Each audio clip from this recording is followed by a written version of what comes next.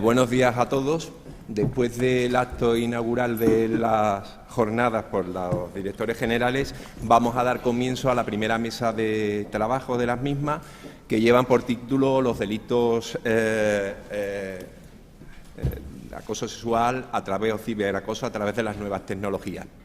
Evidentemente, como se había dicho al inicio, las nuevas tecnologías han generado una auténtica revolución en la modernización y agilización de las comunicaciones en nuestra sociedad, pero también han creado un nuevo escenario para la comisión de conductas delictivas.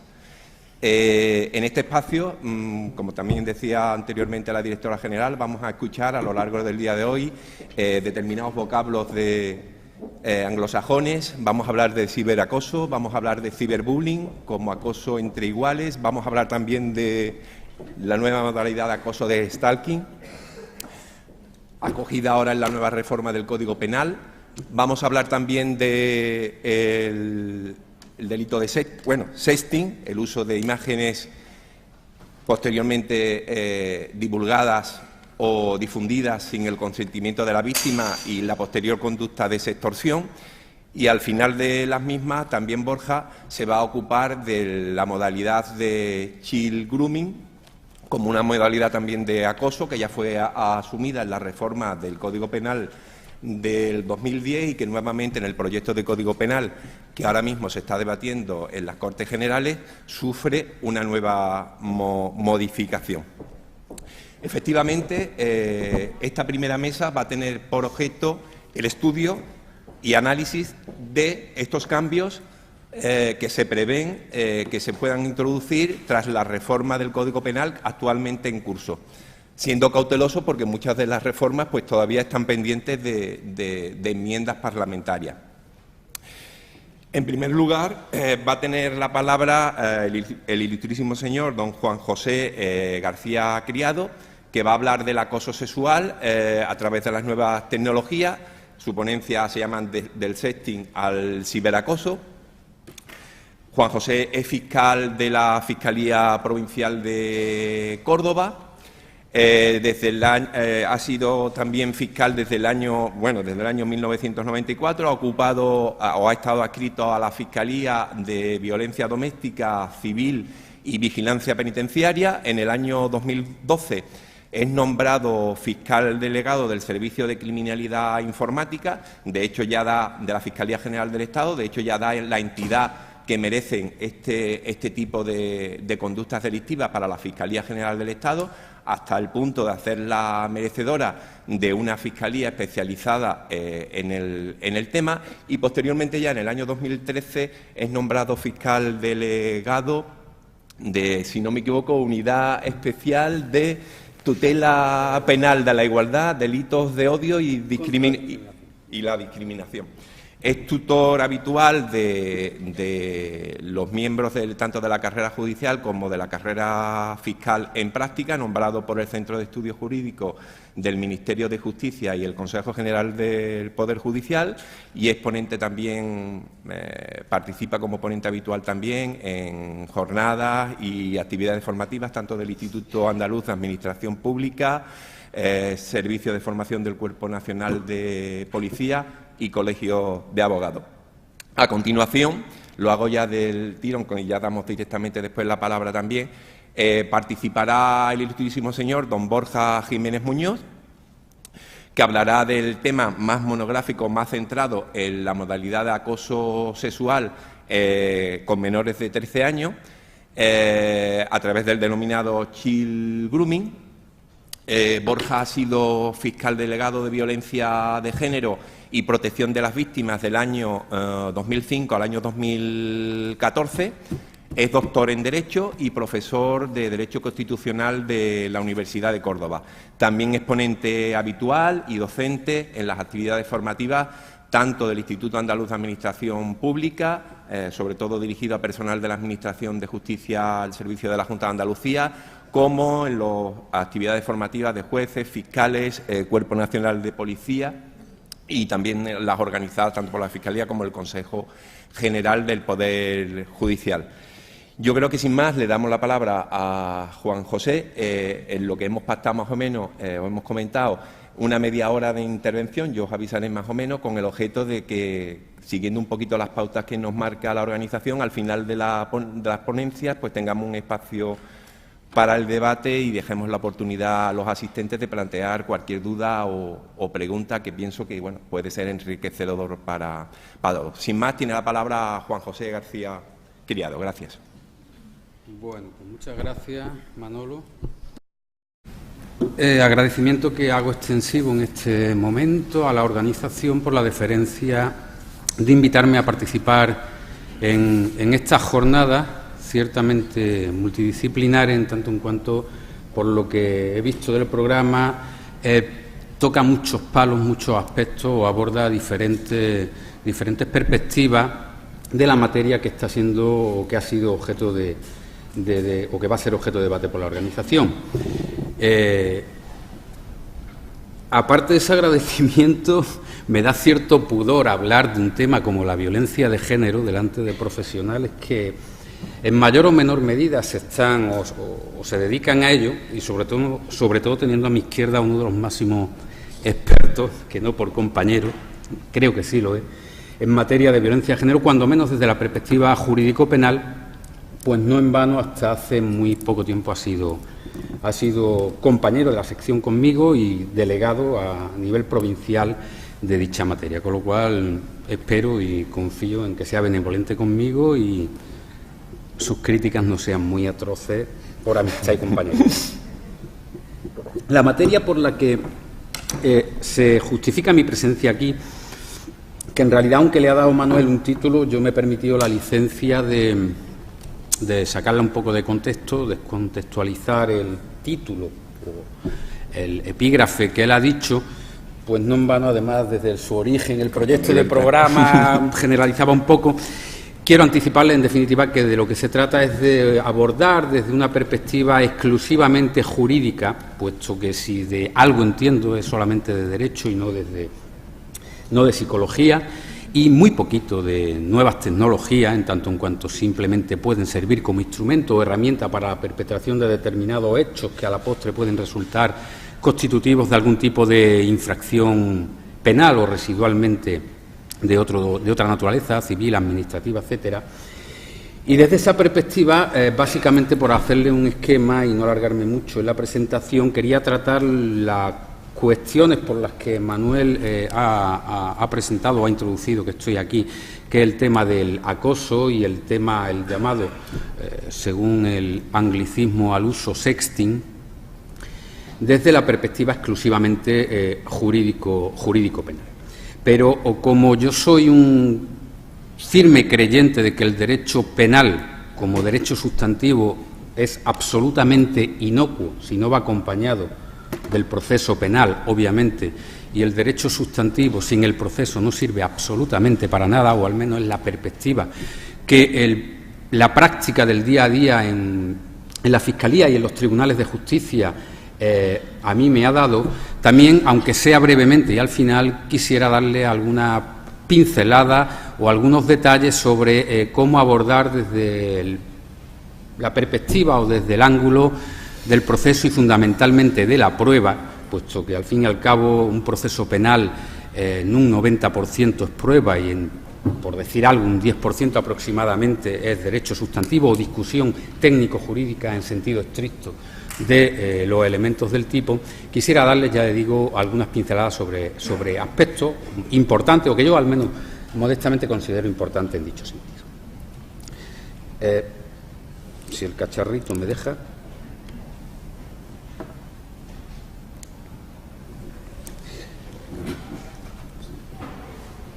No se ve. Vamos a intentar.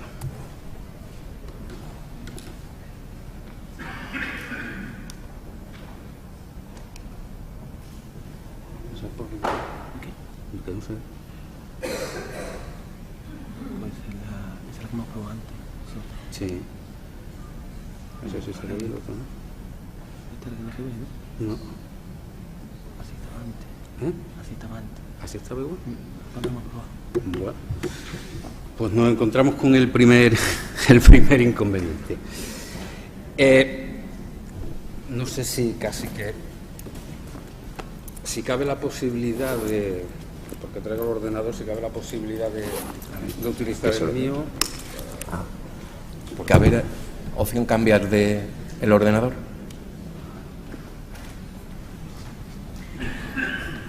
Que posiblemente de un fallo, si no, vamos a ver. Bueno, como algunas parece que las transparencias sí se muestran y otras no, lo vamos siguiendo. No, porque me temo que es por el fondo, porque el original está en color verde o rojo, creo. Bueno, mientras se enciende el cacharrito y para ir salvando este pequeño inconveniente. Les decía que el motivo de la intervención es la práctica o la realización de conductas que puedan considerarse como sexting en particular y acoso en general, desde la perspectiva de las nuevas tecnologías. En realidad, las nuevas tecnologías no son sino el vehículo, el cauce a través del cual se perpetran este tipo de hechos, pero ante la realidad física, la realidad material que nos encontramos en la calle, estos instrumentos nos llevan a lo que se viene a denominar ciberespacio a través del cual se perpetran este tipo de hechos. La calle no es distinta del ciberespacio, lo saben ustedes igual que yo, y se estafa en la calle igual que se estafa en Internet, o se injuria en la calle igual que se injuria a través de las redes sociales, de las webs, de los blogs, etcétera, etcétera. Lo que quizás sí suponga una característica específica del ciberespacio, de la realidad virtual, como también se suele denominar, es la circunstancia o el hecho de que en su conjunto facilita la comisión de todo este tipo de delitos o la perpetración de todo este tipo de infracciones, y la facilita desde el momento en que facilita el anonimato. Es una realidad, la virtual, que promueve o que hace más fácil el esconderse detrás del acto concreto. Es un espacio, es una realidad, la virtual, a diferencia de la material, que a su vez también proporciona una inmediatez en la acción, es decir, tenemos el ordenador, el smartphone, la tablet, el dispositivo de que se trate en concreto, e inmediatamente ponemos en marcha el mecanismo de acción por el cual vayamos a injuriar, vayamos a estafar, vayamos a cometer cualquier tipo de ilícito. Tiene, a diferencia de la realidad material, una característica que es la difusión global y masiva que se puede producir a través de la red, cosa que en el mundo material, en el mundo real, es ciertamente más difícil. Y presenta también la característica de la asequibilidad, en tanto en cuanto estimamos que hoy día la facilidad de acceso a estos gadgets, a estos medios tecnológicos, está a la orden del día. Cualquier menor, cualquier adolescente, cualquier ciudadano, en definitiva, tiene acceso a un ordenador, a una tablet, a un smartphone, a cualquier dispositivo, en definitiva, a través del cual pueda perpetrar o pueda interactuar con otros. Y finalmente hay una realidad, valga la redundancia, que distingue al ciberespacio, a la realidad virtual del mundo real, del mundo material, que no por citarlo el último estimo que sea menos importante, que es la minimización de la gravedad de estas conductas. Y cuando me refiero a la minimización de la gravedad de estas conductas, quiero traer a colación, y creo que algunos de los presentadores también se han referido a ella, a una reciente encuesta de hace apenas 2 meses del Ministerio, creo que ahora se llama de Sanidad, Bienestar Social e Igualdad, perdón si me equivoco en el titulito del Ministerio, que venía a poco menos que a cifrar, según una encuesta realizada por dicho organismo, en más del 33% el número de encuestados que consideraban que la violencia o la agresión psicológica no era realmente un maltrato o no constituía realmente violencia de género. Todo ello derivado, como al parecer muchos estudiosos del tema han puesto de manifiesto, en que se tiende a minusvalorar las acciones en las que no hay un contacto físico, en las que no hay una presencia física entre las personas que interactúan. Y desde la perspectiva de la Comisión de Injurias, de acoso, de insultos, de agresiones de todo tipo a través de la virtualidad que proporciona la red, que proporciona Internet, se tiende a considerar que esa distancia que hay entre una persona y otra, en cuyo o habiendo interpuesto medios tecnológicos, disminuye la posible gravedad. Y esta minusvalorización de la gravedad de estas conductas entendemos a su vez que son extensivas, aunque cueste decirlo, a los operadores jurídicos. Los instrumentos a través de los cuales se cometen este tipo de delitos, básicamente que los tienen ahí y no vamos a... Es que no se está, Juanjo. ¿No está? No.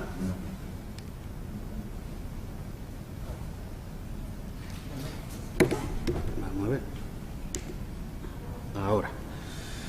Son los básicos que todos conocemos, todo tipo de gadgets que nos podamos encontrar, el ordenador, la tablet, el smartphone, las webcams, etcétera. Los lugares o los sitios a través de los cuales se perpetran los delitos que o sobre los que vamos a hablar a continuación o donde acontecen este tipo de infracciones, pues cualquier tipo de plataformas digitales que todos conocemos y a las que nos podamos referir. El correo electrónico, los blogs, los chats, los mensajes bien en su modalidad de SMS o de MMS, las redes sociales en cualquiera de sus denominaciones comerciales, los foros y, desde luego, la mensajería instantánea tan de moda a través de plataformas como WhatsApp, Line, etcétera, etcétera. ¿Cuál es la situación actual? Bueno, no les voy a ocultar que cuando se me propone hablar de acoso, casi pienso que se me está sometiendo a una encerrona porque el acoso no existe. Y no se me entienda mal. El acoso no existe desde el punto de vista jurídico-penal en el ordenamiento jurídico positivo que actualmente hay vigente en España. El acoso como hecho existe y, lamentable y desgraciadamente, con mayor frecuencia de la deseable. La deseable sería ninguna, pues con mayor frecuencia que ninguna. Pero desde la perspectiva jurídico-penal voy a tratar de hablarles de algo que no existe. Y hablarles de algo que no existe se me antoja realmente complicado. Porque la situación actual, como intento ponerles de manifiesto ahí en las diapositivas estas, es que a raíz de o a través de las modificaciones que se operaron en la Ley Orgánica 1/2004 de medidas de protección integral contra la violencia de género, se provoca en cascada una reforma, unas modificaciones del Código Penal, y esas modificaciones son las que en la práctica, en el día a día de los juzgados, de los tribunales, impulsamos para, a fecha de hoy, en la que estamos hablando, tratar de encajar, muchas veces con no pocas dificultades, conductas que todos tenemos en la mente que son constitutivas de acoso, pero que en el Código Penal no vienen tipificadas como tal. Vendrán en su momento y a continuación vamos a hablar de ello. ¿Cómo nos la apañamos, por decirlo de alguna forma y hablando coloquialmente? Bueno, pues encajamos estas conductas a través de delitos que sí existen: la amenaza, las coacciones, las vejaciones, la injuria, está normal y frecuentemente en su modalidad de falta que no de delito, el descubrimiento o revelación de secretos, quebrantamiento de condena o de medidas cautelares, y fundamentalmente a través de dos tipos más o menos genéricos, pero que nos permiten, en cierta forma, encajar determinados hechos, determinadas actitudes que vienen siendo objeto de denuncia en los juzgados y tribunales en este concepto más genérico de acoso, que son el recurso al delito contra la integridad moral del artículo 173 del Código Penal o el delito de menoscabo psíquico contemplado, regulado actualmente en el artículo 153 del Código Penal. Fuera de eso no hay acoso. Fuera de eso no hay acoso. Probablemente lo habrá en el futuro si el trámite parlamentario es superado con éxito en dicho sentido. Partimos, pues, de esa situación actual. Les decía que hay unas previsiones, no sale ahí, pero se las leo. las previsiones de reforma que hay son introducir el acoso, es decir, que haya un delito de acoso en el Código Penal en el futuro, y a tal fin se está tramitando, se presentó por Consejo de Ministros a trámite parlamentario y se publicó en su momento en el Boletín Oficial de las Cortes Generales en octubre del año 2013, el 4 de octubre del 2013, este proyecto de reforma del Código Penal, que sí va a recoger fundamentalmente, lo modifica en un amplio espectro, de forma muy amplia, pero lo que a nosotros nos interesa, introduciendo 4 figuras delictivas que hasta ahora mismo no existían y que en un futuro es previsible que nos puedan servir como herramienta para perseguir y castigar este tipo de conductas. El bullying o acoso, el stalking o persecución y espionaje, el sexting o acoso sexual y la suplantación de identidad, a las cuales nos vamos a referir puntualmente a continuación. Ahí tienen esta tontería que lo que viene a representar desde mi perspectiva, desde mi punto de vista, es que hasta ahora teníamos la conciencia o teníamos la idea de que el Código Penal iba detrás de los malos, iba a castigar a los malos, y efectivamente así es decir, el Código Penal es una herramienta, un instrumento para perseguir al que estafa, al que mata, al que lesiona, al que injuria, al que defrauda, etcétera, etcétera, etcétera. Pero desde el momento en que se introduzca el acoso, vamos a perseguir también al pesado. Y vamos a perseguir al pesado en tanto que el pesado es una figura no contemplada que está en la imaginación y en la mente de todos y que acaba desesperando a su víctima. Y me viene a la mente cuando allá en los albores de mi intervención como fiscal de violencia de género o de violencia doméstica en general, por el año 2005 aproximadamente, estábamos en el despachito aquel de la calle Doctor Barraquer, que uno de los primeros procedimientos en los que tuve que intervenir fue la de un pesado. Fue la de un pesado que nos llevó de cabeza hasta tal punto, a la víctima ni les cuento, porque el pesado no era malo. El pesado no pegó jamás, no insultó jamás, no amenazó jamás, pero le hizo realmente la vida imposible a aquella señora con la que había tenido ella la desgracia de haber contraído matrimonio escasamente 8 meses antes, decidió poner fin al mismo. Y no contento con dicha ruptura, se dedicó, viviendo en una localidad aquí de la comunidad autónoma, no recuerdo exactamente si era Huelva o Málaga, a mandarle del orden de 40-50 SMS todas las noches, a realizar llamadas continuamente durante el día con el teléfono móvil. Cuando ni se atendían las llamadas y se borraban los SMS, no sabía qué hacer, se dedicó a mandarle flores diariamente desde la localidad donde residía. Cuando dejó de mandarle flores, le mandaba muñecos de peluche. Cuando dejó de mandarle muñecos de peluche y viendo que el caso que le hacía era omiso, trasladó su residencia a Córdoba y diariamente ponía en el parabrisas del coche que aparcaba esta señora debajo de su casa una o varias fotos de boda con su velo, su ramo, etcétera, etcétera, hasta que esta señora, desesperada, tuvo que ser sometida a tratamiento psicológico continuo, puesto que no se conseguía quitar del medio, ni por lo civil ni por lo criminal, a este pesado, porque este señor jamás le puso una mano encima y jamás le dirigió una expresión en mal tono o amenazante contra la misma.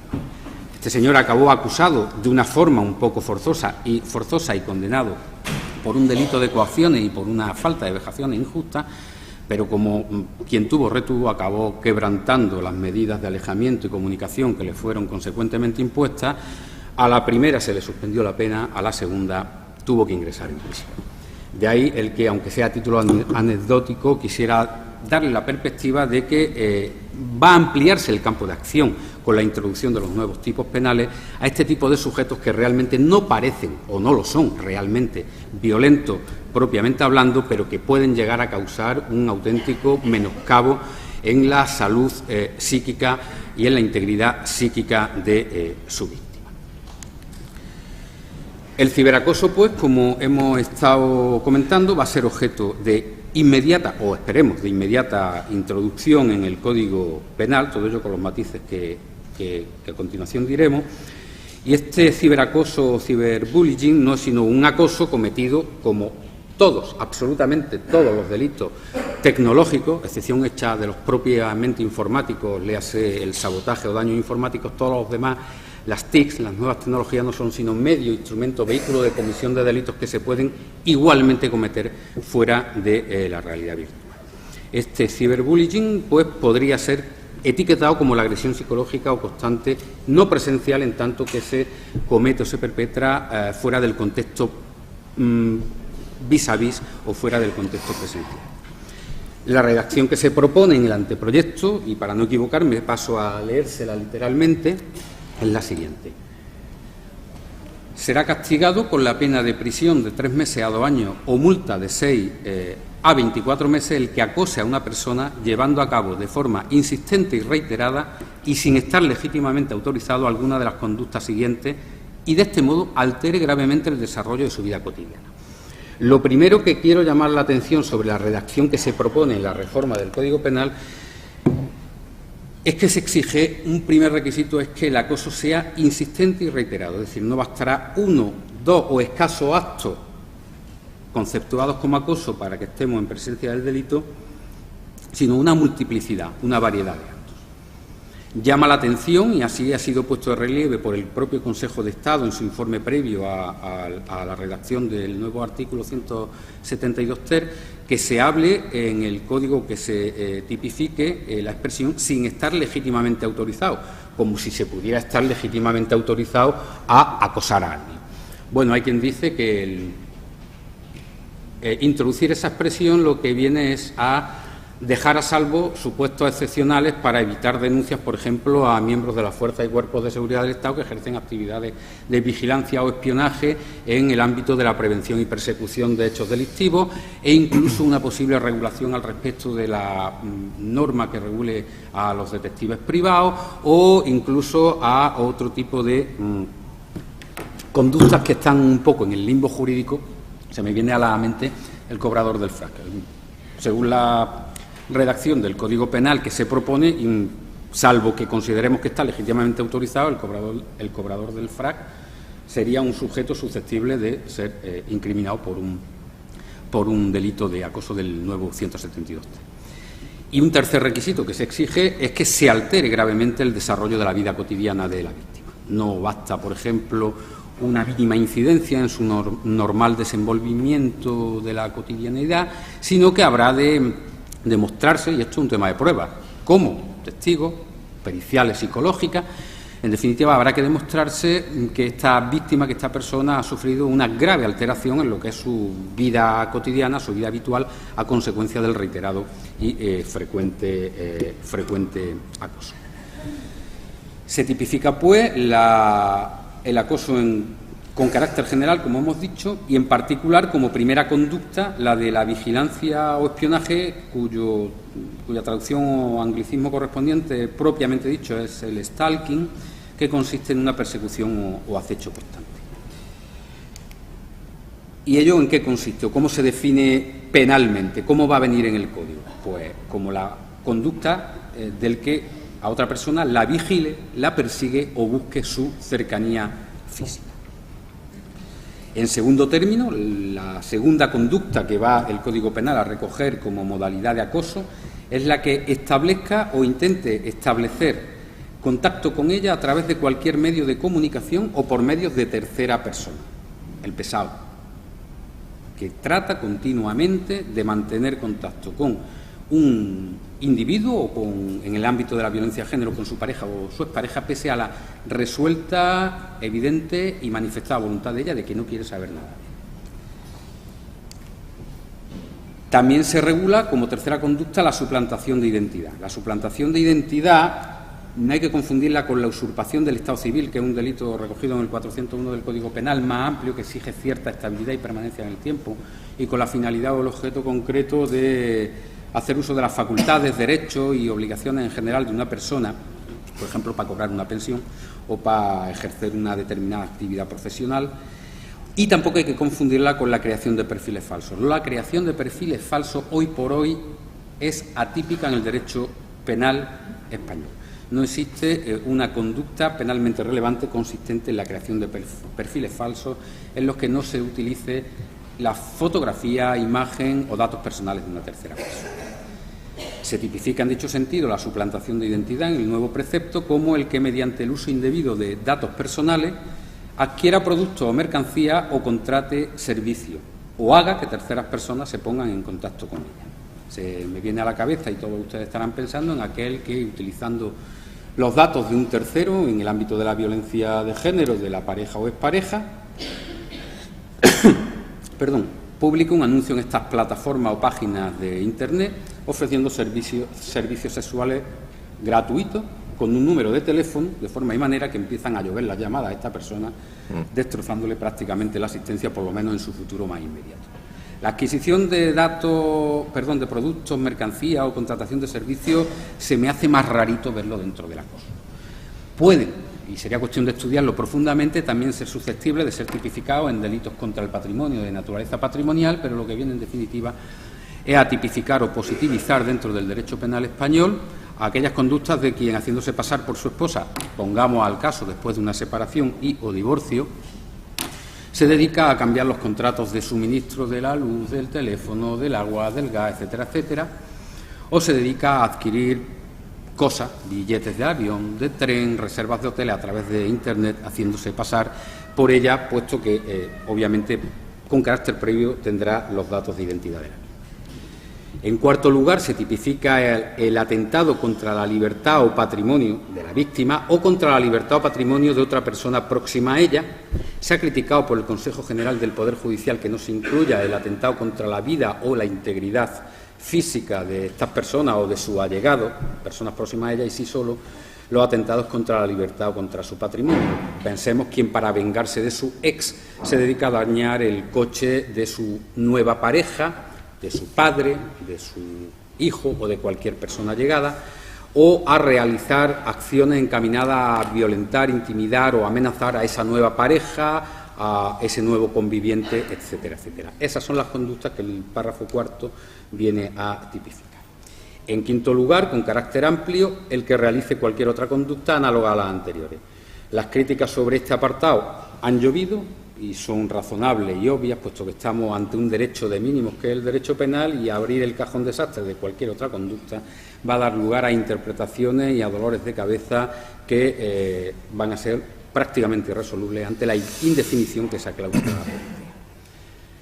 Se plantea, una vez que hemos visto cuál va a ser el nuevo código, el nuevo artículo que tipifica el acoso, una gravación a la persona cuando la víctima sea una persona especialmente vulnerable por su edad, situación o enfermedad, y también cuando la víctima sea una de las personas a que se refiere el artículo 173.2, es decir, el acoso tiene una pena que se verá considerablemente agravada en los supuestos de violencia de género al tratar, dentro del ámbito del tema que estamos tratando, de cónyuges, cónyuge, pareja, expareja, etcétera.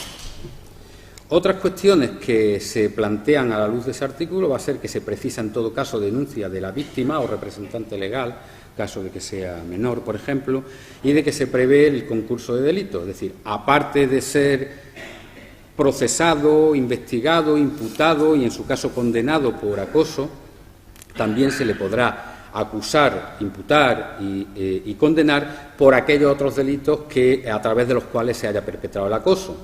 Si ha quebrantado la medida de cautelar o de condena o la condena impuesta, también, además del acoso, habrá cometido un delito de quebrantamiento.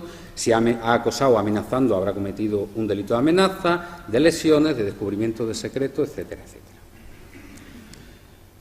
Segunda vertiente de la nueva tipología de los nuevos delitos que va a introducir el Código Penal, el sexting, el chantaje o difusión sexual. Hasta ahora había algo muy parecido, que era el descubrimiento y revelación de secretos, pero el descubrimiento y revelación de secretos no nos sirve cuando la imagen que se difunde es consentida e incluso producida y proporcionada por la propia víctima. Por lo tanto, este sexting podríamos definirlo como la divulgación de imágenes o grabaciones audiovisuales con fines de extorsión, de humillación o con fines lucrativos. El concepto de los que he manejado, que más me gusta, aunque no le sale ahí, por breve y sencillo, es el del Observatorio de Seguridad de la Información del INTECO, Instituto Nacional de Tecnologías de la Comunicación, que habla o conceptúa el sexting como la difusión o publicación de contenidos, principalmente audiovisuales, de tipo sexual producidos por el propio remitente, utilizando para ello el teléfono móvil u otro dispositivo tecnológico. Básico. El cacha se hace una foto, un selfie de estos que está de moda, lo cuelga, lo manda a la novia a través de blog, red social, email, mensajería instantánea, y esta, cuando lo recibe, cuarta viñeta, lo reenvía. Y lo reenvía a su hermana, quien efectivamente recibe el mensaje y ve ahí la foto del novio de mi hermana en bola. Esto se hace viral. Esto, a su vez, se multiplica por X, y esa imagen que el novio manda a la novia, o en el caso de la violencia de género, a la recíproca, al final acaba haciéndose viral, porque en el momento en que externalizamos cualquier dato en Internet, dejamos de ser dueños de ese archivo, de ese algoritmo que viene representado por un nombrecito que es el archivo concreto. Dejamos de ser dueños y, por lo tanto, no podemos dominar, no podemos controlar la difusión de él. Las características del sexting las tienen ahí. Es la voluntariedad. La foto que se difunde me la hago yo o me la hace un tercero con mi consentimiento, no me la han robado, por así decirlo. Se utilizan las TICs, las tecnologías de la información y la comunicación. Tiene un carácter sexual o erótico el contenido, no vale cualquier foto, y es una conducta amateur, no profesional. Está fuera de los cauces de difusión comercial o de distribución industrial. Son fotos, son grabaciones, son archivos producidos y distribuidos de manera personal y artesanal. ¿Cómo se define en el nuevo artículo 197 cuarto del Código Penal? Pues como el que sin autorización de la persona afectada, me refiero, difunda, revele o ceda a terceros imágenes o grabaciones audiovisuales de aquella que hubiera obtenido con su anuencia, con su consentimiento, en un domicilio o en cualquier otro lugar fuera del alcance de mirada de terceros, cuando la divulgación menoscabe gravemente la intimidad de esa persona. Por lo tanto, requisitos ineludibles para que podamos hablar de que se está cometiendo un delito de sexting es que la imagen sea enviada por el sujeto A al sujeto B de forma consentida, pero que el sujeto B la difunda, la revele o la ceda sin consentimiento del que sí dio su consentimiento para hacérsela y para mandarla. Y que no se haya hecho en un lugar público. Si me la hago en un parque, la foto en una posición erótica o de naturaleza sexual, donde pasan miles de transeúntes, no podemos hablar de que se esté en un ámbito privado y no estaremos hablando de delito de sexting. Sus tipos agravados, y empiezo a correr un poco porque Manolo ya me está dando la notita al respecto. Sus tipos agravados del delito de sexting, que se prevén cuando se haga con fines lucrativos, obviamente, y cuando la imagen revele algún tipo de nota sobre la creencia, ideología, orientación sexual, religión, etcétera, del sujeto afectado. Crítica a esta tipificación. Se habla de que, al ser una imagen consentida a la que se manda, el derecho penal, el Estado no debe ser tan paternalista, no debe ser tan tutor y proteger a aquel quien ha cometido una negligencia y una irresponsabilidad mediante la toma o la producción de una foto que pueda afectar a su intimidad, y voluntariamente, porque ahí nadie le coacciona, nadie le intimida, decide difundirla, decide ponerla en circulación en la red. Problemas que nos vamos a encontrar con esto, con el acoso a través de las redes sociales o de las tecnologías de la información y la comunicación, básicamente dos. La legislación española y fundamentalmente la Ley de Conservación de Datos 25/2007 solo prevé la posibilidad de investigar a través de los proveedores de servicios de Internet los delitos graves. Y delitos graves, según el artículo 13 y 33 del Código Penal, son los que tienen pena superior a 5 años. La mayoría de los delitos de violencia de género, desde luego, y tecnológicos, por supuesto, no tienen pena superior a 5 años. ¿Cómo los investigamos? Hasta ahora era muy complicado, y la realidad de los tribunales es que si un juzgado no te daba una autorización para requerir información al proveedor de servicio, no podía hacer nada.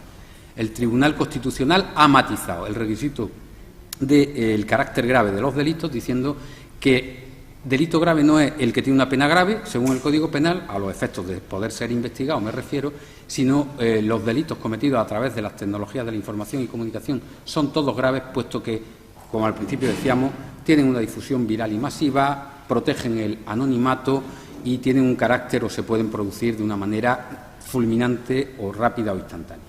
Y un segundo problema es que el plazo de conservación de datos solamente es de un año desde el momento de la comunicación. Un mensaje, una conversación.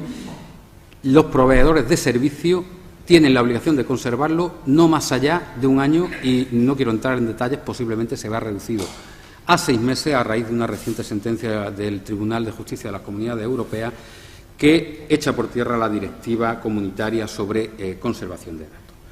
No voy a entrar en la prueba porque estamos ya fuera de tiempo prácticamente, ¿verdad, sí, Manolo? Simplemente quería, al final, para concluir, si Manolo me permite un par de minutos, simplemente, no todo en esta vida es derecho penal. Puede que esté feo que yo lo diga porque soy fiscal y trabajo con el derecho penal fundamentalmente, pero no todo en el mundo del derecho es derecho penal. Si hasta que se apruebe la reforma del Código Penal a la que hemos estado aludiendo se producen este tipo de hechos que podríamos considerar desde una perspectiva jurídica que son constitutivos de sexting, de stalking, de bullying, etcétera, etcétera, no estamos desprotegidos. Y aquí quiero hablar desde la perspectiva de las víctimas. No estamos desprotegidos. Hay unos recursos que no son estrictamente penales, pero que dan protección a las personas que vean vulnerados sus derechos al honor, a la intimidad, a la propia imagen. Desde luego, valga la redundancia, la propia Ley 1/82 de la Ley de Protección al Honor, a la Intimidad y a la propia imagen, que prevé mecanismos para la reparación del daño moral desde el punto de vista económico y para la retirada de los contenidos que a través de las tecnologías de la información y la comunicación pudieran sustentar la comisión de este tipo de infracciones.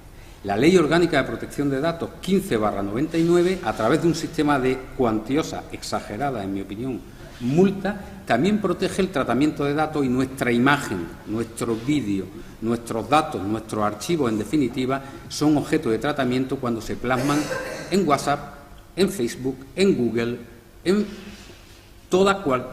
cualquier otra plataforma que se puedan imaginar.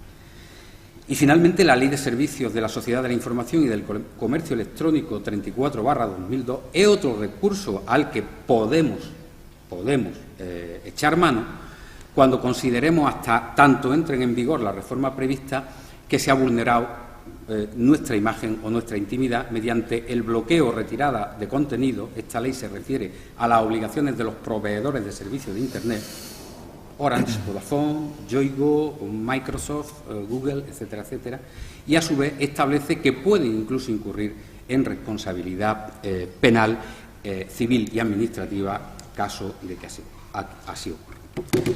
No da tiempo para más, simplemente agradecer su atención y hacer un último uso de esa imagen bastante significativa, en el sentido de que tengamos todo en cuenta que puede que de momento sí, aunque hay otros recursos, como hemos dicho, pero que en un futuro no muy lejano, el stalking, el ciberacoso, el sexting no es ninguna broma, no es romántico, no está bien y es un crimen. Gracias.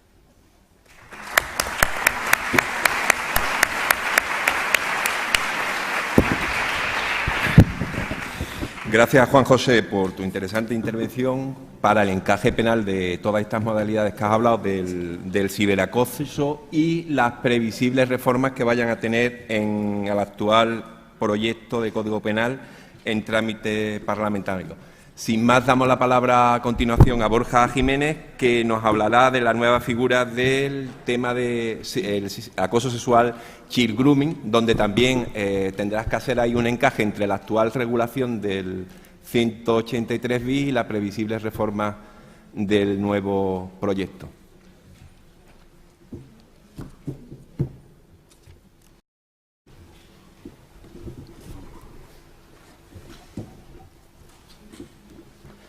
Buenos días, muchas gracias, Manuel, muchas gracias a todos los presentes. Dados los agradecimientos que, bueno, se pueden imaginar que lo siento, voy a ser muy breve y voy a intentar adentrarme de plano en la problemática del child grooming, que es para lo que yo he venido aquí a hablar. Mi compañero Juan José ha hablado de futuro, de las nuevas medidas y de las nuevas reformas previstas en el Código Penal. Yo les voy a hablar un poco de presente, es decir, cómo el legislador español ha reaccionado ante una modalidad de acoso cibernético, ante una modalidad de acoso en la red, que es conocido por las siglas anglosajonas, proviene de Estados Unidos y de Canadá, conocido como el child grooming. La idea parte pues de lo de siempre. El derecho es conciencia de la realidad. El derecho va siempre detrás de la realidad y, lo que es peor, va siempre detrás de la delincuencia. La delincuencia moderna, últimos 10-15 años, no tiene nada que ver con la delincuencia clásica. El policía ya no es tanto el policía que persigue al delincuente, sino el policía que está en la red viendo cómo las nuevas conductas del ciberacoso pues se están produciendo. Uno de los aspectos más sensibles donde la delincuencia más ataca es donde hay más vulnerabilidad. Y las situaciones de vulnerabilidad vienen clásicamente determinadas o bien por el sector de la violencia sobre la mujer, sector que se ha hablado aquí y que se va a hablar, o el sector de los adolescentes y de los menores de edad. Es, por tanto, en mi caso, lo que yo les voy a hacer referencia a la problemática del acoso a través de la red para aquellas personas que son no solo menores de edad, sino niños, es decir, menores de una determinada edad. Van a ver ustedes que todo lo que yo voy a decir va a pivotar también sobre un problema grave que hay en nuestro ordenamiento jurídico, que es el problema del consentimiento para las relaciones sexuales, la edad para el consentimiento de las relaciones sexuales. Por tanto, espero no equivocarme, pero a veces voy a hablar de menor de edad y no quiero hablar de menor de edad, quiero hablar de menor de 13 años o de menor de 16 años. Intentaré ser claro en todo esto. Parece que el niño o la niña es lo más sagrado que hay en nuestra sociedad y, por tanto, en nuestro ordenamiento jurídico. El legislador es muy sensible ante lo que pasa y ha creado una serie de tipos penales que intentan protegerlo y, sobre todo ahora, a partir de las nuevas tecnologías, porque el legislador se da cuenta que el niño de 10, de 9, de 8, de 11 años accede a la red y que, por tanto, en la red no hay ningún tipo de freno, no hay ningún tipo de protección más allá que la que los padres le puedan establecer. Pero, en todo caso, la red está llena de depredadores y, por tanto, se pueden cometer delitos muy fácilmente. Los tiempos modernos, como bien dice esa viñeta, lo dicen claro. Es decir, el lobo de Caperucita ya no es el del cuento, sino es el señor que está al otro lado del ordenador y que, por tanto, intenta depredar a la víctima. ¿Cómo lo hace? Pues bien, el child grooming, como ustedes bien sabrán, es lo mismo que decir ciberacoso infantil. El planteamiento está claro. No cualquier tipo de ciberacoso se conoce como child grooming, solo aquel que tiene una finalidad de naturaleza sexual. Es decir, el acosador, a través del child grooming, lo que quiere es captar a un menor para o tener un contacto directo con él de naturaleza sexual o obtener imágenes de este menor a través de webcams o de otras modalidades para su propio deseo, que puede ser acumularla o puede ser transmitirla. Cada vez que voy diciendo una cosa de esta, estoy hablando de nuevos hechos delictivos, como vamos a ver. ¿Qué ha hecho el legislador? Ustedes saben que nuestro Código Penal castiga el abuso sexual, la agresión sexual, la pornografía en el artículo 189 del Código Penal en numerosas modalidades, y ahora lo que hace a través del child grooming es castigar ese paso previo, es decir, la acción del depredador que en la red intenta contactar con un menor para conseguir estas finalidades. Por tanto, nuestro legislador ha querido ser avanzado, ha querido ser moderno, ha querido estar pues al filo de lo que es la noticia, al filo de lo que es la realidad, con la implantación de un artículo que el Código Penal desde el año 2010 que regula esta modalidad. Por tanto, para que quede claro, mi compañero ha hablado de todo lo que va a pasar en el futuro, es decir, la perfección de ese tipo penal que yo les voy a hablar ahora, las nuevas modalidades, y yo les voy a hablar exactamente de lo que ahora mismo hay, que es un concreto artículo del Código Penal que regula estas conductas. Pues bien, el child grooming, como todos ustedes sabrán, tiene el proceso que les indico. Una persona, probablemente mayor de edad, probablemente desconocida para el menor, se hace pasar por quien no es decir, actúa mediante una identidad falsa, probablemente mucho más agradable que la propia persona tiene, y a través de cualquiera de los medios sociales que aquí les indico, u otros que pudiera haber, contacta con una persona que es menor de 13 años, según establece nuestro Código Penal, aunque luego entraré en todo esto. La idea de lo que hace es camuflar su propia realidad para parecer una persona distinta, actuar o entrar en las redes sociales haciéndose pasar por quien no es y accediendo a la persona de varias posibilidades o maneras. Bien, puede tener un solo perfil, el perfil de un chico o de una chica joven que le seduce mandándole una serie de fotografías o de imágenes probablemente falsas, en las cuales él da un paso adelante para que la otra persona, la receptora, se sienta más cómoda a la hora de liberarse y poder establecer estos contactos. Esa es una modalidad que está estudiada y que está conocida. La otra posibilidad es que el propio depredador pueda establecer varios perfiles. Un perfil bueno, un perfil malo. Un perfil malo de alguien que parece que es un poco acosador por la forma que habla, que escribe, que dice, mientras que hay otro que puede ser la misma persona, que tiene un perfil bueno y que trata de ganarse la confianza de la persona. En resumen, es lo mismo que pasa en el mundo de las relaciones personales, pero a través de la red, con una característica fundamental, con que se priva al sujeto pasivo, a la víctima, de la posibilidad de conocer quién es. Y aquí les hago un inciso con respecto a la violencia sobre la mujer, que creo que se va a hablar también hoy. En el tema de la violencia de género, la mayoría de actitudes o de actividades, por lo menos en lo que mi experiencia compete, no se producen a través de esta modalidad del child grooming, puesto que hay un elemento básico.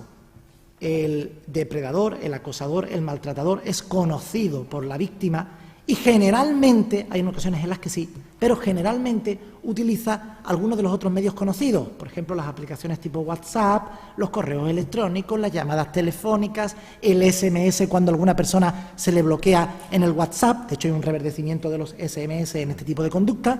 Todo eso daría lugar luego a la conducta que mi compañero ha hablado del stalking. Pero no es normal, por lo menos en la experiencia profesional que yo tengo, ver a maltratadores utilizando la vía encubierta del child grooming o del grooming en el caso de que se tratase de personas mayores de edad. Hay en todos casos, pero no es la conducta más común. Pues bien, esta es la conducta general. Lo que se pretende son dos cosas.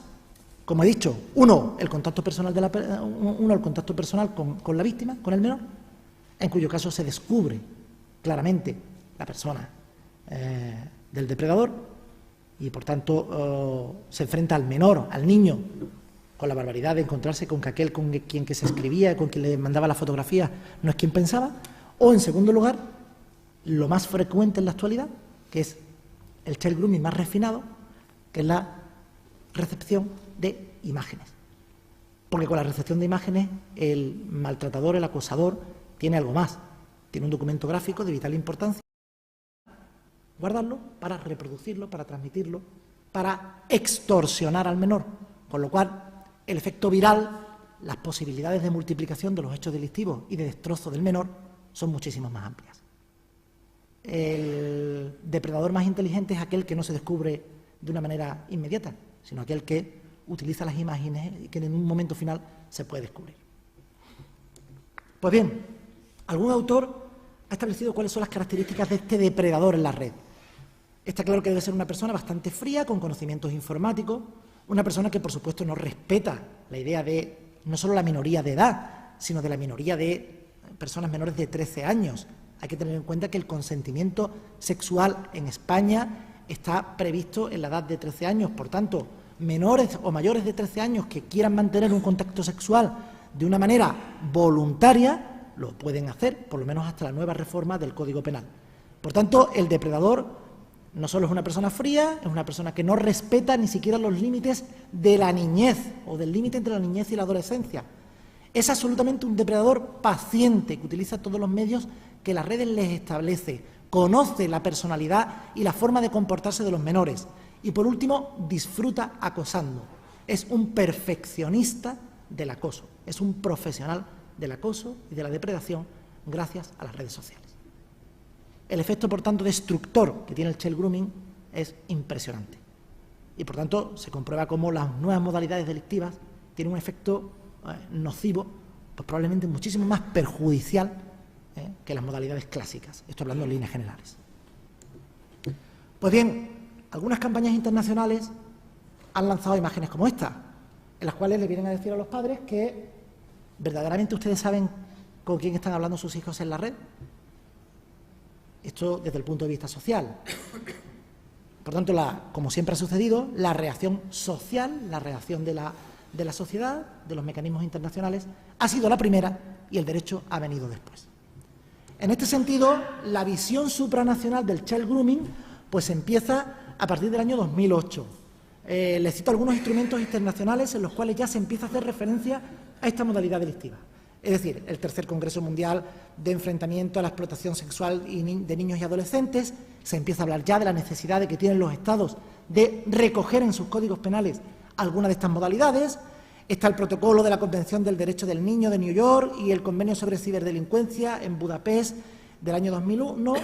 Hay una decisión marco del año 2004 del Consejo de la Unión Europea que, si bien no establece una tipificación del child grooming, ya hace referencia a los delitos que se pueden cometer a través de la red, y lo más importante, se produce a partir del año 2007 con un convenio del Consejo de Europa que se celebra en Lanzarote para la protección de los niños contra la explotación y abuso sexual, en el cual en el artículo 23 se recoge específicamente el child grooming y se exhorta a los Estados del Consejo de Europa a establecer en sus medidas o en sus legislaciones delitos de esta naturaleza. Y por último, hay una directiva del año 2011 del Parlamento y del Consejo, en el artículo 6, que establece una tipificación del child grooming. Ya saben ustedes que las directivas son normas de la Unión Europea que necesitan una aplicación en los ordenamientos jurídicos. Les debo decir que el ordenamiento jurídico español se ha adelantado a esta directiva, porque la reforma que se hizo en el Código Penal es del año 2010, pero en todo caso viene a recoger básicamente lo que establece el convenio del Consejo de Europa del año 2007. Por tanto, todo este rollo de instrumentos internacionales solamente quiere decir lo que viene siendo una tendencia en nuestra legislación. España, como un Estado, dentro de sus responsabilidades internacionales, se ve obligado a aplicar la norma que los instrumentos internacionales le vienen aconsejando o imponiendo dependiendo de la naturaleza del convenio. Por tanto, el Estado español, España, no establece una normativa autónoma distinta de cada uno de los Estados. Eso era antes, no ahora, sino que verdaderamente este tipo de hechos delictivos son asimilados de una manera común, al menos en los Estados de la Unión Europea o en los Estados del Consejo de Europa. ¿Qué pasa con el child grooming? Hay una respuesta penal general. Ustedes verán que el child grooming es el acto de intentar que un menor contacte con un mayor. Pero ese acto de contactar, que es delictivo, lleva aparejado la posibilidad de comisión de otros hechos delictivos. Por tanto, aquí hay una respuesta penal general.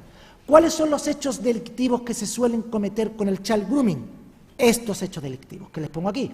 Es decir, si una persona contacta con un menor de 13 años y le hace una serie de proposiciones para contactar con él y luego lo lleva al cine o luego le dice que su padre le venda el piso, eso no sería constitutivo de ninguna infracción penal. El child grooming tiene una finalidad de comisión de un hecho delictivo. ¿Cuáles son esos hechos delictivos? Fundamentalmente, todos los de naturaleza sexual, las agresiones y abusos sexuales que están previstos en el Código Penal entre los artículos 178-180, agresiones sexuales, 181-182. Los abusos sexuales, ya saben ustedes que la diferencia es que no haya violencia o intimidación, esa es la diferencia entre el abuso y la agresión, y el artículo 183, que es cualquier tipo de abuso o agresión sexual a menor de 13 años. Se castiga con más pena. También pueden ser cometidos a través del child grooming todas las modalidades delictivas establecidas en el artículo 189, que es la captación, difusión, compra de material pornográfico, y por último, la posibilidad de cometer amenazas o coacciones caso de que el menor no acceda a la relación que le propone el depredador en la red. Por tanto, a través del child grooming, lo normal es la comisión de todos estos hechos delictivos. Esto es lo que se llama la respuesta penal general, pero para eso no hacía falta el child grooming, es decir, antes de que existiese este precepto, pues cualquier persona que contactaba con otra y producía o cometía un delito de abuso sexual, se le castigaría conforme a estos preceptos del Código Penal. Nuestro legislador ha ido a algo más. ¿A qué ha ido? Pues ha ido a un tipo penal que tiene unas características y que está previsto en el artículo 183 bis del Código Penal. Antes de esto les quiero decir que hay una consulta de la Fiscalía General del Estado. Las consultas son instrumentos que la Fiscalía General del Estado nos manda a las distintas fiscalías para unificar criterios. Esto sobre todo va dirigido un poco a los profesionales del derecho que hay aquí, porque son aspectos un poco más técnicos, pero que tienen una verdadera importancia. Y les voy a decir 4 pinceladas básicas de lo que dice la circular de la Fiscalía General del Estado en relación con todos los delitos de pornografía, de abuso y de naturaleza sexual. Dice 5 ideas básicas. 1. Si una persona comete varias acciones con un mismo menor, de grabación, por ejemplo, pornográfica, se comete lo que se llama un delito continuado, es decir, un solo delito al cual se le pone la pena superior en grado. Sin embargo, si un señor comete varios delitos relacionados con la pornografía con varios menores, comete tantos delitos como menores hay. Es lo que se llama el concurso real de delitos. En tercer lugar, ya lo ha dicho mi compañero, cuando el menor que es grabado no tiene conciencia de que está siendo grabado, no se produce un delito del artículo 189, no se produce un delito relacionado con la pornografía. Se produce lo que se llama un delito de descubrimiento o revelación de secretos del artículo 197 del Código Penal. Por último, cuando se produce la captación de un menor y luego se produce una distribución de imágenes de ese menor, se produce lo que se llama un concurso ideal, es decir, hay un solo hecho que produce 2 fenómenos delictivos y por tanto se castiga conforme a unas reglas del Código Penal. Por último, cuando se graban actos sexuales en contra de la voluntad del menor, se producen 2 hechos delictivos. Un concurso real que se llama. Uno es la grabación y otro es el abuso en sí. Esta pincelada no es para perderles el hilo del child grooming, es simplemente para decirles cómo la Fiscalía General del Estado en esta consulta se mete a pormenorizar cuestiones técnicas importantes en relación con una serie de tipos delictivos que, si ustedes lo ven, tienen una relación muy compleja, porque son unos delitos que son muy largos, tienen muchas conductas a la vez, están a veces muy embarullados en su redacción y que, por tanto, para el profesional de derecho necesita una aclaración. Les recomiendo la lectura, es ya un poco para un nivel más avanzado, pero en todo caso puede quedar un poco clara cuál es la idea de la Fiscalía General del Estado a la hora de perseguir estos hechos delictivos. Y vamos al Código. Este es el presente de nuestra legislación. El artículo 183 bis del Código Penal. Me gustaría que le dedicáramos un segundo, porque no tiene desperdicio. Verán ustedes que dice, el que a través de Internet, del teléfono, de cualquier otra tecnología de la información y comunicación, ya está aquí estableciendo cuáles son las tecnologías, luego lo veremos, las modalidades. Y ahora dice, contacte con un menor de 13 años, luego entraremos en eso, y proponga concertar un encuentro con el mismo fin de cometer cualquiera de los delitos descritos en los artículos 178 a 183 y 189, es decir, los delitos que hemos visto antes, siempre que tal propuesta se acompañe de actos materiales encaminados al acercamiento, esta frase tiene muchos problemas, será castigado con determinada pena, coma, sin perjuicio, no sé si esto está aquí, sin perjuicio de las penas correspondientes a los delitos en su caso cometidos, lo que les he explicado. Una cosa es el child grooming, que lleva una pena, y otra cosa es la comisión de los delitos a través del child grooming, que lleva la pena del delito correspondiente, que son estas penas que les he explicado anteriormente con las reflexiones que hace la circular o la consulta de la Fiscalía General del Estado. ¿De acuerdo? Y por último añade, si se hace el hecho mediante coacción, intimidación o engaño, algo que va de suyo, las penas se ponen en su mitad superior, son más graves. Este delito, de una lectura simple, parece perfecto, parece que recoge una acción que no estaba en nuestro ordenamiento jurídico. Sin embargo, las cosas no son tan claras como parecen. Este artículo tiene una génesis. Se crea por la Ley 5/2010 de 22 de junio. Como digo, transpone una directiva del año 2004, aunque no era perfecta esa directiva, y sobre todo el convenio del Consejo de Europa del año 2007. ¿Cuáles son las características importantes de este precepto que quiero que ustedes atiendan un momento? Primero, solamente se puede cometer el delito llamado child grooming a través del uso de las tecnologías de la información y comunicación. Si el contacto inicial es de naturaleza física, no se habla de un child grooming, se puede hablar de otra actividad delictiva, de un acoso, una amenaza, una coacción, pero no se hablará de esta modalidad delictiva. En segundo lugar, y esto es lo que quería hacer referencia, que ha sido además muy criticado por la doctrina y se quiere corregir en el nuevo Código Penal, es que el child grooming solo se comete con respecto a menores de 13 años. Es decir, todo este rollo que yo les estoy contando, si sucede en personas de edad superior a los 13 años, no serían constitutivos de delito. El legislador español se ha dado cuenta de esto y en la nueva reforma del Código Penal ha elevado la edad a los 16 años.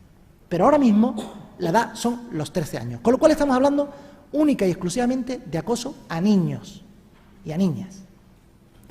Tercera idea. ¿Han visto que dice el artículo? Con la finalidad, siempre que trae propuesta, proponga concertar un encuentro. ¿Eso qué es? Los que nos dedicamos al derecho penal siempre nos da mucho miedo los conceptos jurídicos indeterminados, los conceptos vagos. ¿Qué quiere decir proponer un encuentro? ¿Sacar unas entradas para el cine? ¿Reservar una habitación de un hotel? ¿Decirle que vamos a quedar 5 minutos? Es un concepto jurídico indeterminado, que todavía no ha sido perfilado por la jurisprudencia, pero que hay mucho que decir al respecto. Tercero, habla de realice actos materiales encaminados al acercamiento. Aquí el legislador español cambia lo que dice el convenio del Consejo de Europa, que dice actos conducentes al encuentro.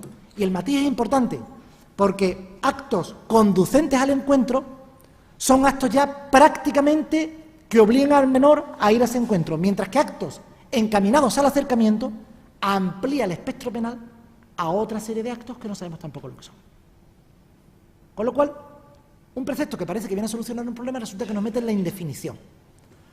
Por último, la finalidad es evidentemente proteger a los menores y la penalidad está establecida en el Código Penal y no les voy a hacer referencia al mismo. Principales problemas que tiene este tipo penal. El primero, la edad. Fíjense, 13 años, solo con menores de 13 años se comete el child grooming, frente a menores de 18 años que se cometen los delitos de pornografía. Es decir, si se graban a menores y se difunden esas imágenes, al menor de 18 años estará dentro de esa protección penal. Mientras que los actos encaminados para cometer cualquiera de esos delitos, solo si es menor de 13 años, estará protegido. La doctrina se pregunta, aquí hay un baile de fechas, de edades, que debería ser corregido, como así lo establece el nuevo legislador, con por lo menos establecer que el child grooming se cometerá siempre que el menor sea de 16 años. Segundo, lo que les he venido a decir, el tipo penal está castigando actos preparatorios. Se proponga concertar un encuentro, haga actos encaminados a. Eso es muy difícil de determinar en el código, en el derecho penal, porque muchas veces estos actos no son punibles en otros delitos de naturaleza sexual. Tercero, la redacción actual limita la persecución del child grooming al intento de conseguir solo contacto sexual, evidentemente. Si se contacta con el menor para otro tipo de delitos, no hay child grooming. Y por último, les diré que si ustedes leen despacito, y aquí no lo vamos a leer porque ya se me ha acabado el tiempo, el artículo 189, 1A del Código Penal y el artículo 183 bis, del child grooming, verán que cuando se capte a un menor para la pornografía, para difundir imágenes, se está prácticamente describiendo la misma conducta que se describe para el child grooming. ¿Con esto qué quiero decir? Que yo considero que muchas veces el legislador, con su buena voluntad de cubrir todos los aspectos de la actividad criminal, resulta que copia conductas delictivas y hace muy difícil delimitar dos tipos penales.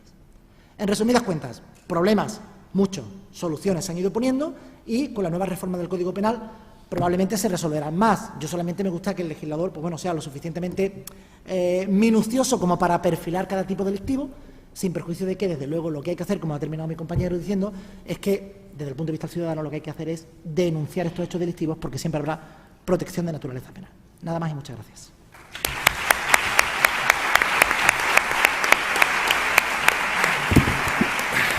Gracias, Borja, por tu intervención.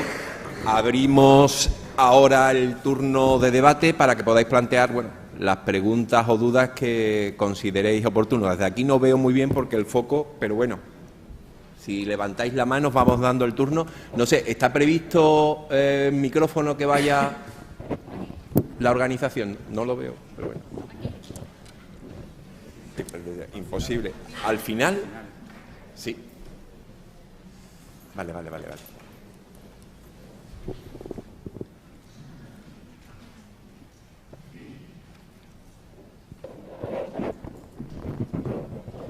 ya te ubico.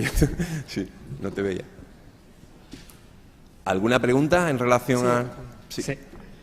Bueno, yo después de escucharle, lo que confirmo es las dudas de la virtualidad que tiene el derecho penal para luchar contra determinados problemas sociales, ¿no? Yo en ese sentido, creo que ya lo apuntaba uno de los ponentes, soy bastante escéptico con respecto a la virtualidad que puede tener el derecho penal, sobre todo cuando estamos hablando de situaciones, en el caso de las cuestiones de acoso de género, pues claramente de desigualdad, y en el caso de menores de edad, pues en situaciones de mayor vulnerabilidad, ¿no? Creo que las dificultades probatorias que plantean este tipo de delitos, aparte de todas las complejidades jurídicas, ¿no?, que ya habéis puesto sobre la mesa, pues creo que nos deberían hacer poner la mirada más sobre las causas y el origen de determinados comportamientos, más que sobre la represión penal de esos comportamientos. Si no, como está pasando con la violencia de género, pues creo que no acabamos de terminar con esa lacra social, ¿no?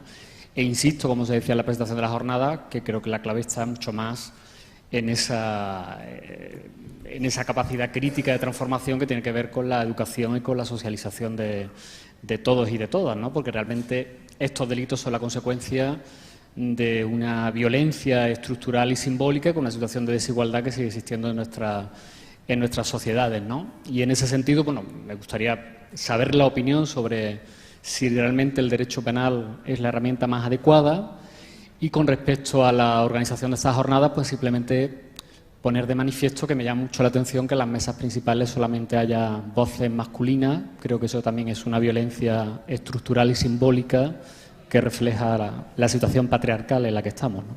Nada más.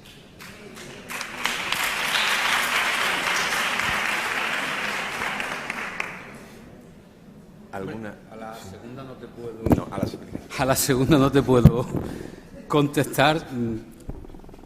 Es una realidad que manifiesta y sobre la que no voy a entrar porque además no tengo constancia ni del por qué se ha organizado, por qué se ha contado con tal o cual ponente y, en definitiva, ignoro cualquier tema sobre la organización de la jornada. Pero va en buena dirección o va encaminada en buena dirección. Me voy a mojar. Siempre y cuando lo que has dicho lo hayas dicho no pensando en la paridad. ¿Me explico? No 50-50.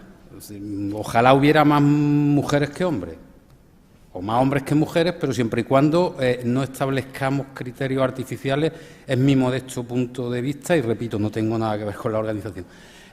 Y hablo de paridad en el sentido aritmético de la palabra, no en el sentido sociológico o sexista de la palabra.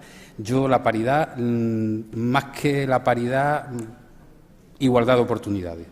Y luego, a partir de la igualdad de oportunidades, el que destaque en la disciplina o actividad a la que se dedique me parece perfecto. Y me he metido en el charco sin tener nada que ver con él mismo. ¿Derecho penal sí, derecho penal no? Yo ya lo he dicho antes, yo soy fiscal y yo vivo del derecho penal prácticamente, pero yo no puedo ocultar que el derecho penal no soluciona nada. Es más, me atrevo a decir que muchas veces empeora las cosas.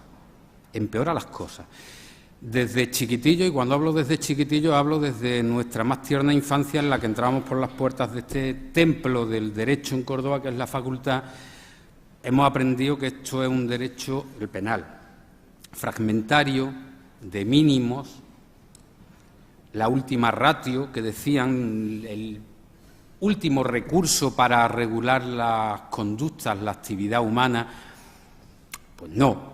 Hay cosas básicas, que el que roba y el que mata y el que...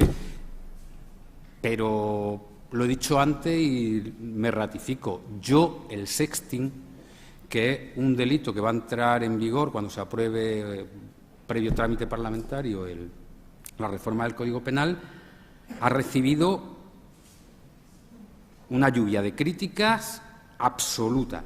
Y yo en la mayoría de ellas me uno. Es decir, es que estamos protegiendo a un señor o a una señora que de una forma inconsciente, porque partimos de la base, no sé si les queda claro, pero una cosa es el descubrimiento y revelación de secretos y otra cosa es el sexting. Que me hago el selfie porque ese día me he tomado 3 copas y estoy muy contento y se la mando a mi novia, a mi pareja, a mi mujer o a la inversa. Yo tengo derecho a tomarme 3 copas, pero antes de tomarme las 3 copas tengo que ser consciente que los actos por los que de los que después tengo que responder son los que yo he perpetrado.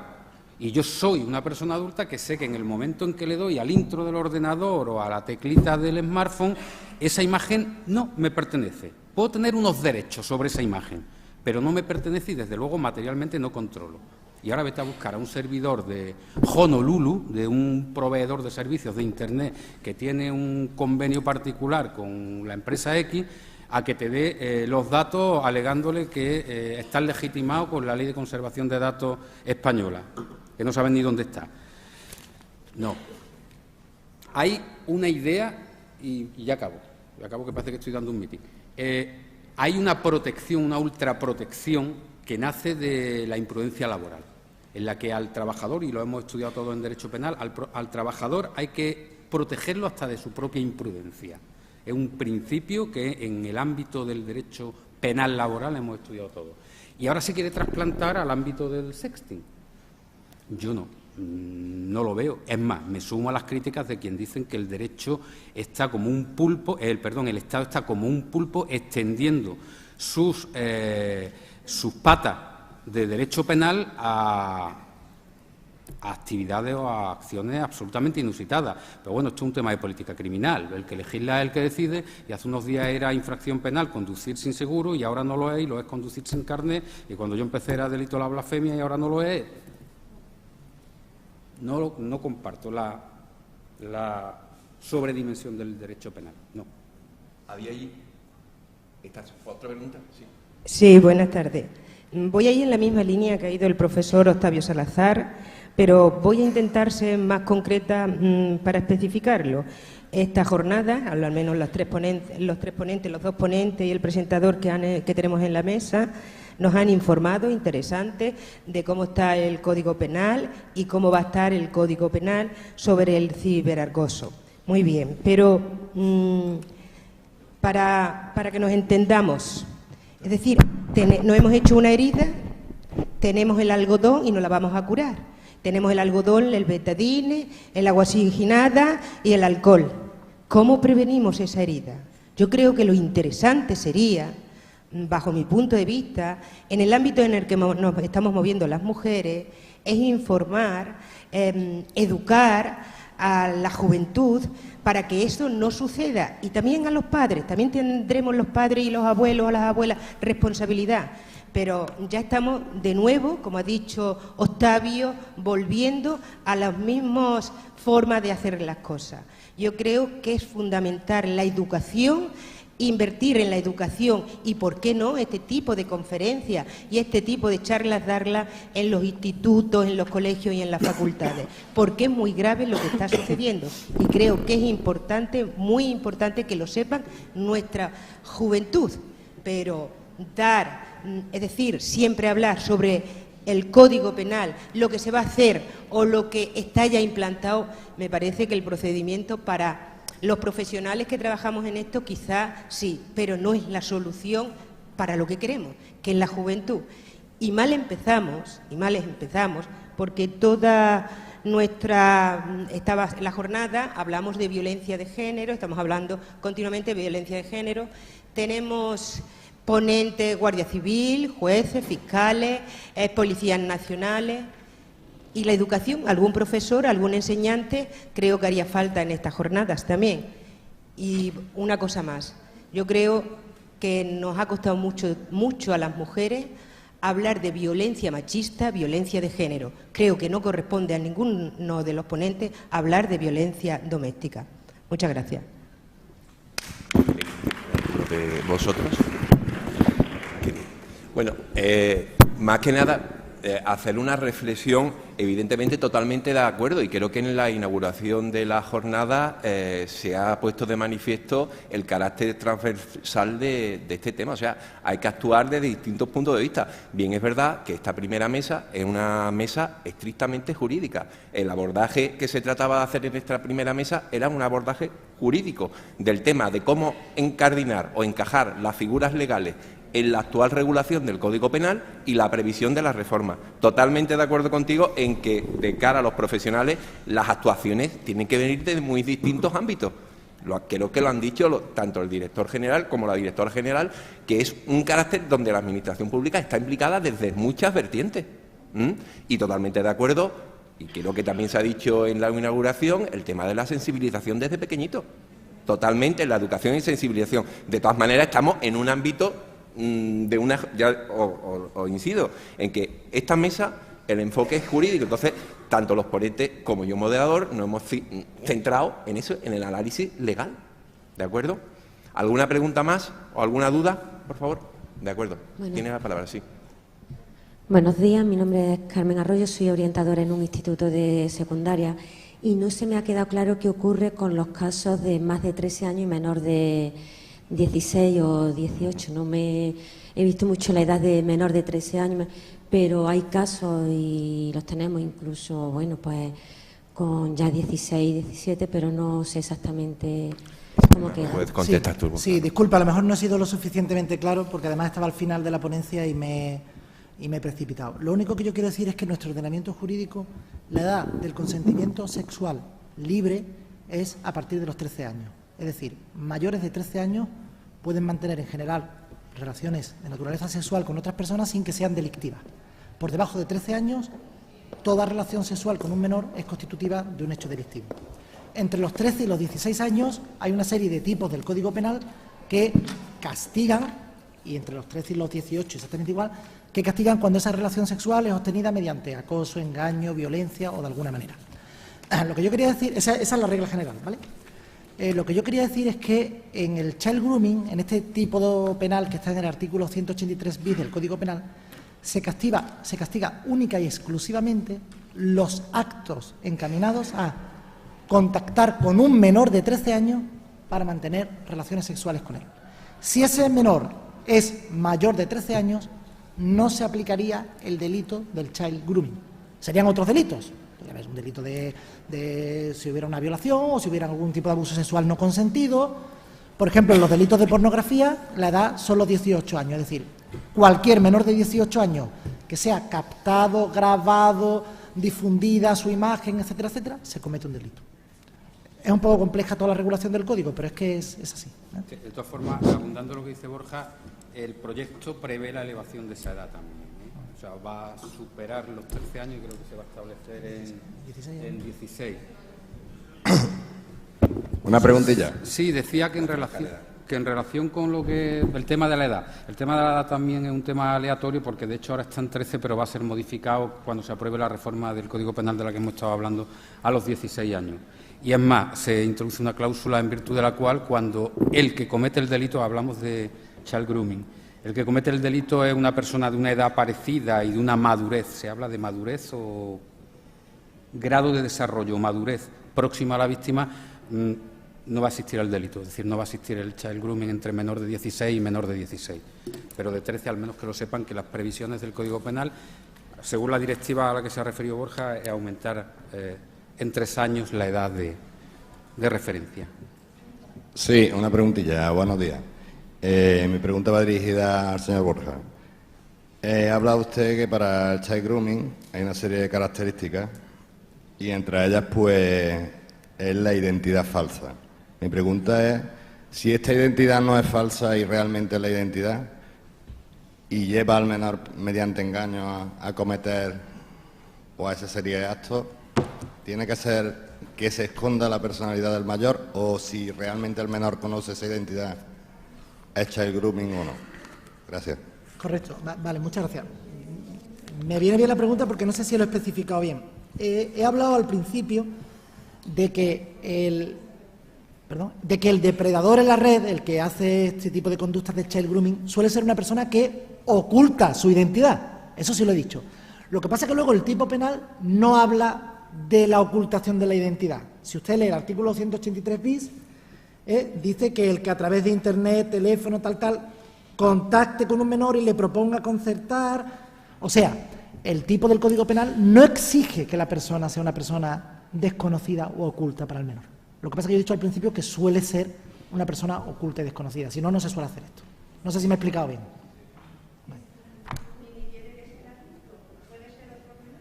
Claro, puede ser otro menor. Lo que pasa es que en ese caso la competencia para llevar estos delitos sería de los juzgados de menores. Sí.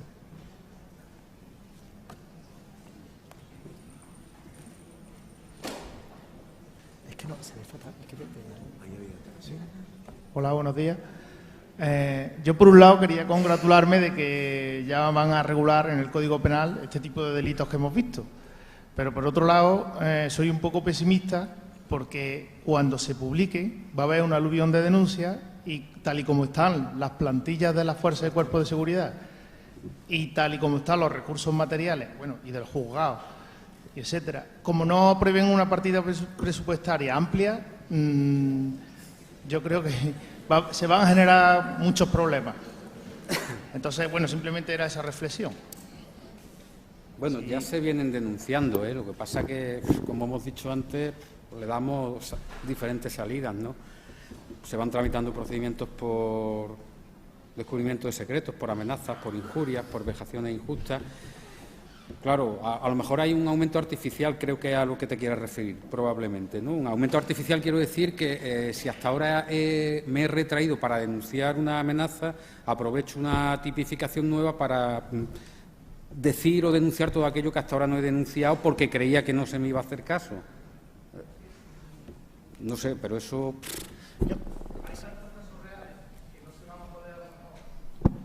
Lo que pasa que esto, aun a riesgo de equivocarme, el tema del sexting no, porque es una conducta muy concreta, en menores. Yo no estoy en la jurisdicción de menores, pero estoy en permanente contacto con mis compañeros. Puedo decir que es bestial el número de procedimientos que por sexting se tramitan. La mayoría luego acaban en archivo porque no es un delito, va a ser un delito. Y incluso artificialmente intentamos al menos tramitar por injurias, por algún tipo, cuando se lesiona otro bien jurídico más allá de la propia imagen sexual. Es bestial. No sé si en adultos pasará, llegado el momento, lo mismo. Ahora mismo en sexting es bestial el número de denuncias. Respecto al otro delito, al acoso, y en relación con lo que dice, yo es que soy muy escéptico en que el acoso exista como acoso solo y exclusivamente. Normalmente el acoso lleva algo más, lleva una injuria, lleva una amenaza, lleva un daño, y eso ya se viene denunciando. No sé hasta qué punto incidirá el que se tipifique como para... Sí, yo quería hacer un apunte. Discrepo con mi compañero en eso, en el sentido de que yo, por ejemplo, considero que el delito de acoso, el stalking, sobre todo en el ámbito de la violencia de género, yo creo que es un delito necesario. Yo soy partidario de modificar algunos tipos penales en la violencia de género, lo digo sin ningún tipo de ambaje, porque el desarrollo legislativo hace que se tengan que ajustar. Sin embargo, es verdad que hay una serie de conductas, como él ha explicado en el caso práctico que puso al principio, que se están desarrollando muy frecuentemente, y los policías lo saben, que es este tipo del acosador sin cometer ningún otro hecho delictivo mal. Yo creo que eso afecta a la víctima de una manera muy importante y además yo creo que afecta a un bien jurídico protegido, ¿no?, como es la indemnidad. Yo creo que un Código Penal moderno tiene que atender a ese tipo de conductas. ¿Que nos den más trabajo? Bueno, ese es nuestro trabajo. Pero yo soy partidario de ese tipo delictivo, sí. Hola, buenos días. Yo soy Mónica, soy Policía Nacional, soy especialista en violencia de género. Bueno, eso creo, eso dicen. Soy docente dentro del CNP y fuera. Y quería discrepar con alguna reflexión que se ha hecho esta mañana dentro de las gradas, no en la mesa, acerca de la importancia de que haya hombres precisamente en la mesa. A mí me parece fundamental que haya hombres que se estén especializando en el tema de violencia de género, tanto juristas como no juristas, que creo en la paridad y además me parece muy interesante siempre que sea necesario, siempre que las profesionales estén cualificadas. En este caso tenemos 2 fiscales en la mesa, no hay otro tipo de fiscal en Córdoba que en este momento que sea mujer. Me parece perfecto que sean 3 hombres lo de la mesa y eso lo quiero dejar claro siendo mujer. Y quiero también manifestar, al margen de esto, que era un comentario anexo, ¿Cómo ven ustedes el tema de que llevemos 10 años ya de la Ley 1/2004 y de la necesidad ya de una modificación, llevando un ambaje ya de 10 años, de la necesidad de modificarla o al menos de tratar de reflexionar sobre los beneficios, perjuicios, errores y aciertos que ha tenido esta ley? Bueno, yo lo he dicho antes, yo creo que una norma que lleva ya desde el año 2004 necesita unos ajustes. He hablado en mi intervención anterior que necesita unos ajustes expansivos y otros de retoques.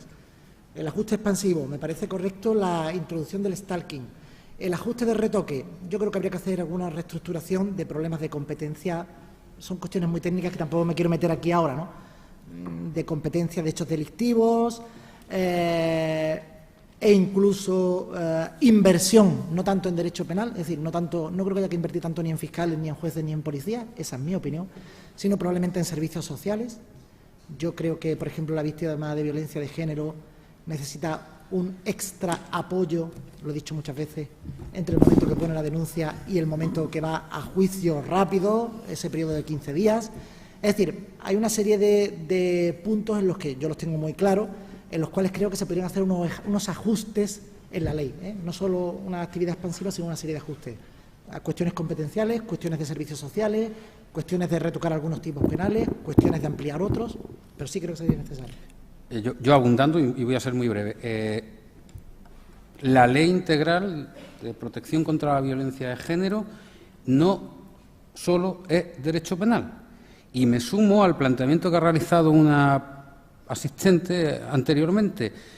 Creo que hay que gastarse la pasta en educación, hay que invertir en educación, porque lo que no se mete aquí desde pequeñito, y cuando hablo de educación, la educación es escolar, es familiar, es ambiental, hay que contextualizar la educación y no dejarla solo y exclusivamente en manos del docente, que bastante responsabilidad tiene ya con lo que tiene diariamente, como para encima tener que darle esa sobrecarga de responsabilidad. Desde los propios padres, que somos los primarios y más importantes responsables de la educación de los menores.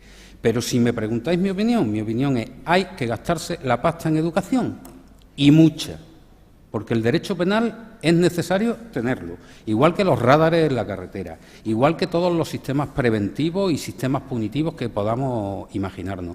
Pero hay que empezar desde la base, y la base yo entiendo que es la educación.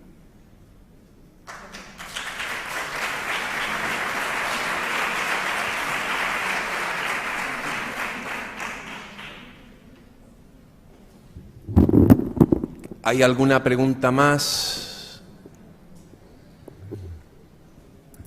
Bueno, pues sin más, entonces vamos a dar por concluida esta jornada. Nuevamente agradecer tanto a Borja como a Juan José la participación en ella. Hemos aprendido muchísimo y creo que ahora viene, según nos dice la organización, un descanso.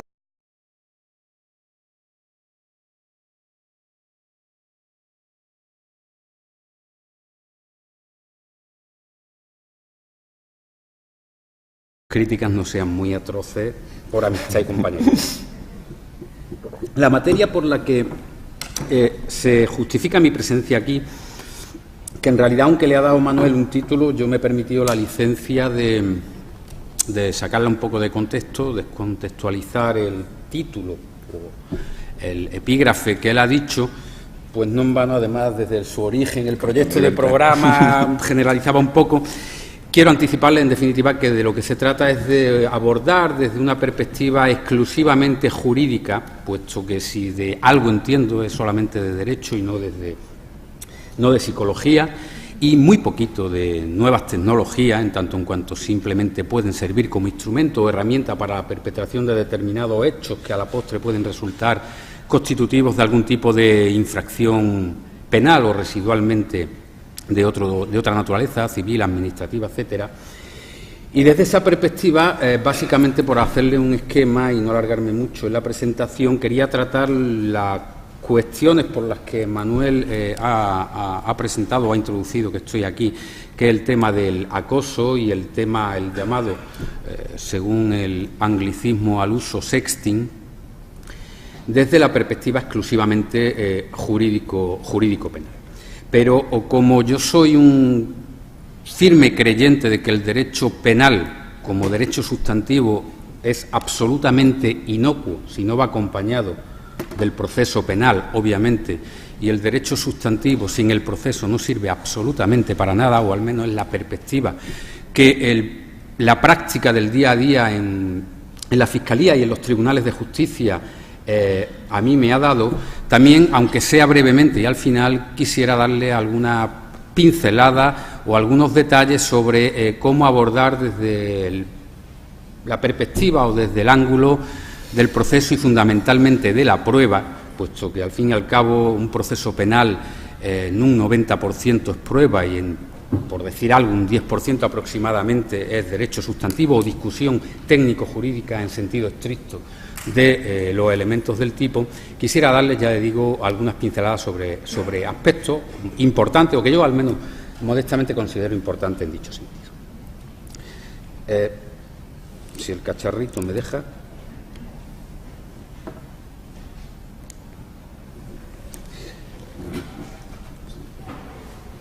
No se ve. Vamos a intentar.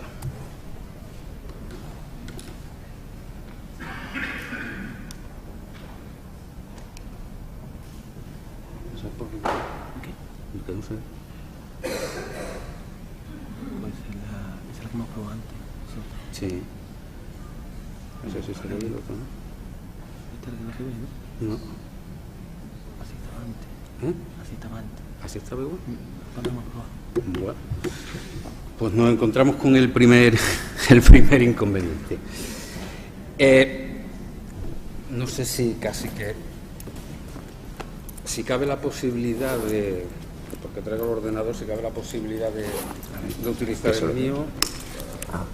Es nombrado fiscal delegado de, si no me equivoco, Unidad Especial de Tutela Penal de la Igualdad, Delitos de Odio y la Discriminación. Es tutor habitual de los miembros tanto de la carrera judicial como de la carrera fiscal en práctica, nombrado por el Centro de Estudios Jurídicos del Ministerio de Justicia y el Consejo General del Poder Judicial, y es ponente también, participa como ponente habitual también en jornadas y actividades formativas tanto del Instituto Andaluz de Administración Pública, Servicio de Formación del Cuerpo Nacional de Policía y Colegio de Abogados. A continuación, lo hago ya del tirón, y ya damos directamente después la palabra también, participará el ilustrísimo señor don Borja Jiménez Muñoz, que hablará del tema más monográfico, más centrado en la modalidad de acoso sexual con menores de 13 años, a través del denominado child grooming. Borja ha sido fiscal delegado de violencia de género y protección de las víctimas del año 2005 al año 2014. Es doctor en Derecho y profesor de Derecho Constitucional de la Universidad de Córdoba. También es ponente habitual y docente en las actividades formativas tanto del Instituto Andaluz de Administración Pública, sobre todo dirigido a personal de la Administración de Justicia al servicio de la Junta de Andalucía, como en las actividades formativas de jueces, fiscales, Cuerpo Nacional de Policía y también las organizadas tanto por la Fiscalía como el Consejo General del Poder Judicial. Yo creo que sin más le damos la palabra a Juan José. En lo que hemos pactado más o menos, o hemos comentado, una media hora de intervención, yo os avisaré más o menos, con el objeto de que, siguiendo un poquito las pautas que nos marca la organización, al final de las ponencias pues tengamos un espacio para el debate y dejemos la oportunidad a los asistentes de plantear cualquier duda o pregunta que pienso que bueno, puede ser enriquecedor para todos. Sin más, tiene la palabra Juan José García Criado. Gracias. Bueno, pues muchas gracias, Manolo. Agradecimiento que hago extensivo en este momento a la organización por la deferencia de invitarme a participar en esta jornada ciertamente multidisciplinar, en tanto en cuanto, por lo que he visto del programa, toca muchos palos, muchos aspectos o aborda diferentes perspectivas de la materia que está siendo o que ha sido objeto o que va a ser objeto de debate por la organización.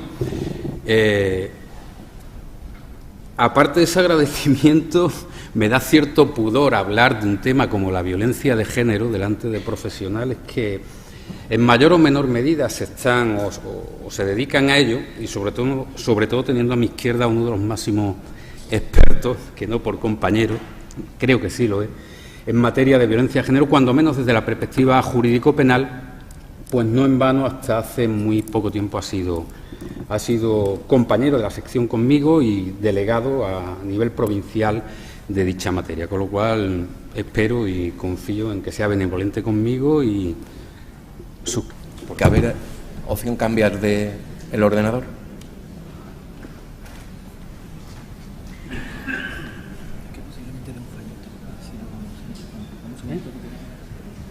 Bueno, como algunas parece que las transparencias sí se muestran y otras no, lo vamos siguiendo. No, porque me temo que es por el fondo, porque el original está en color verde o rojo, creo. Bueno, mientras se enciende el cacharrito y para ir salvando este pequeño inconveniente. Les decía que el motivo de la intervención es la práctica o la realización de conductas que puedan considerarse como sexting en particular y acoso en general desde la perspectiva de las nuevas tecnologías. En realidad las nuevas tecnologías no son sino el vehículo, el cauce a través del cual se perpetran este tipo de hechos, pero ante la realidad física, la realidad material que nos encontramos en la calle, estos instrumentos nos llevan a lo que se viene a denominar ciberespacio a través del cual se perpetran este tipo de hechos. La calle no es distinta del ciberespacio, lo saben ustedes igual que yo, y se estafa en la calle igual que se estafa en Internet, o se injuria en la calle igual que se injuria a través de las redes sociales, de las webs, de los blogs, etcétera, etcétera. Lo que quizás sí suponga una característica específica del ciberespacio, de la realidad virtual, como también se suele denominar, es la circunstancia o el hecho de que en su conjunto facilita la comisión de todo este tipo de delitos o la perpetración de todo este tipo de infracciones, y la facilita desde el momento en que facilita el anonimato. Es una realidad, la virtual, que promueve o que hace más fácil el esconderse detrás del acto concreto. Es un espacio, es una realidad, la virtual, a diferencia de la material, que a su vez también proporciona una inmediatez en la acción, es decir, tenemos el ordenador, el smartphone, la tablet, el dispositivo de que se trate en concreto, e inmediatamente ponemos en marcha el mecanismo de acción por el cual vayamos a injuriar, vayamos a estafar, vayamos a cometer cualquier tipo de ilícito. Tiene, a diferencia de la realidad material, una característica que es la difusión global y masiva que se puede producir a través de la red, cosa que en el mundo material, en el mundo real, es ciertamente más difícil. Y presenta también la característica de la asequibilidad, en tanto en cuanto estimamos que hoy día la facilidad de acceso a estos gadgets, a estos medios tecnológicos, está a la orden del día. Cualquier menor, cualquier adolescente, cualquier ciudadano, en definitiva, tiene acceso a un ordenador, a una tablet, a un smartphone, a cualquier dispositivo, en definitiva, a través del cual pueda perpetrar o pueda interactuar con otros. Y finalmente hay una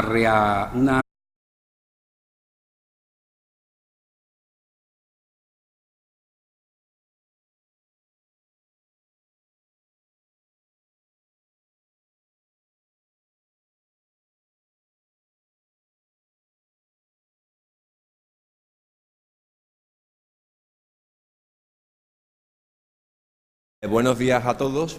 Después del acto inaugural de las jornadas por los directores generales, vamos a dar comienzo a la primera mesa de trabajo de las mismas, que llevan por título los delitos acoso sexual a través o ciberacoso a través de las nuevas tecnologías. Evidentemente, como se había dicho al inicio, las nuevas tecnologías han generado una auténtica revolución en la modernización y agilización de las comunicaciones en nuestra sociedad, pero también han creado un nuevo escenario para la comisión de conductas delictivas. En este espacio, como también decía anteriormente la directora general, vamos a escuchar a lo largo del día de hoy determinados vocablos anglosajones. Vamos a hablar de ciberacoso, vamos a hablar de ciberbullying como acoso entre iguales, vamos a hablar también de la nueva modalidad de acoso de stalking, acogida ahora en la nueva reforma del Código Penal. Vamos a hablar también de el delito de sexting, el uso de imágenes posteriormente divulgadas o difundidas sin el consentimiento de la víctima y la posterior conducta de sextorsión. Y al final de las mismas también Borja se va a ocupar de la modalidad de child grooming como una modalidad también de acoso que ya fue asumida en la reforma del Código Penal del 2010 y que nuevamente en el proyecto de Código Penal que ahora mismo se está debatiendo en las Cortes Generales sufre una nueva modificación. Efectivamente, esta primera mesa va a tener por objeto el estudio y análisis de estos cambios que se prevén que se puedan introducir tras la reforma del Código Penal actualmente en curso, siendo cauteloso porque muchas de las reformas pues todavía están pendientes de enmiendas parlamentarias. En primer lugar, va a tener la palabra el ilustrísimo señor don Juan José García Criado, que va a hablar del acoso sexual a través de las nuevas tecnologías. Su ponencia se llama del sexting al ciberacoso. Juan José es fiscal de la Fiscalía Provincial de Córdoba. Ha sido también fiscal desde el año 1994, ha ocupado o ha estado adscrito a la Fiscalía de Violencia Doméstica, Civil y Vigilancia Penitenciaria. En el año 2012 es nombrado fiscal delegado del Servicio de Criminalidad Informática, de hecho ya da de la Fiscalía General del Estado, de hecho ya da la entidad que merecen este tipo de conductas delictivas para la Fiscalía General del Estado, hasta el punto de hacerla merecedora de una fiscalía especializada en el tema, y posteriormente ya en el año 2013...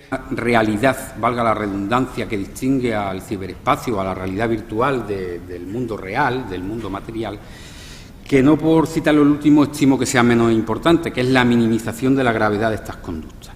Y cuando me refiero a la minimización de la gravedad de estas conductas, quiero traer a colación, y creo que algunos de los presentadores también se han referido a ella, a una reciente encuesta de hace apenas 2 meses del Ministerio, creo que ahora se llama de Sanidad, Bienestar Social e Igualdad, perdón si me equivoco en el titulito del Ministerio, que venía a poco menos que a cifrar, según una encuesta realizada por dicho organismo, en más del 33% el número de encuestados que consideraban que la violencia o la agresión psicológica no era realmente un maltrato o no constituía realmente violencia de género.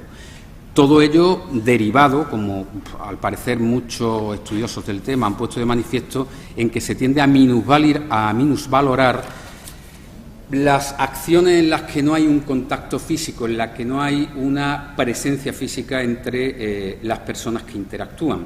Y desde la perspectiva de la comisión de injurias, de acoso, de insultos, de agresiones de todo tipo a través de la virtualidad que proporciona la red, que proporciona Internet, se tiende a considerar que esa distancia que hay entre una persona y otra, en cuyo, o habiendo interpuesto medios tecnológicos, disminuye la posible gravedad. Y esta minusvalorización de la gravedad de estas conductas entendemos a su vez que son extensivas, aunque cueste decirlo, a los operadores jurídicos. Los instrumentos a través de los cuales se cometen este tipo de delitos, básicamente que los tienen ahí y no vamos a... Es que no se está, Juanjo. ¿No está? No.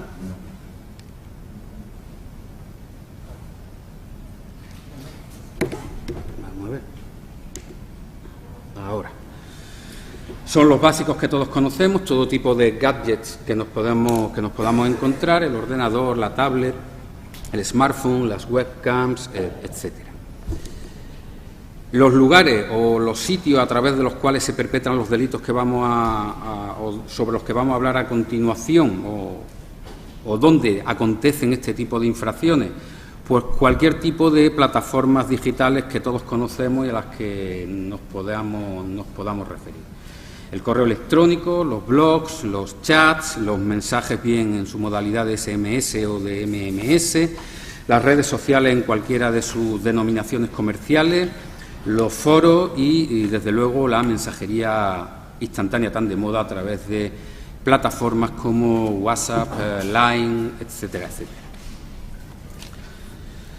¿Cuál es la situación actual? Bueno, no les voy a ocultar que cuando se me propone hablar de acoso, casi pienso que se me está sometiendo a una encerrona porque el acoso no existe.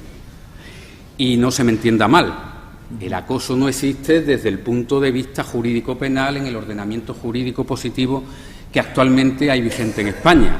El acoso como hecho existe y, lamentable y desgraciadamente, con mayor frecuencia de la deseable. La deseable sería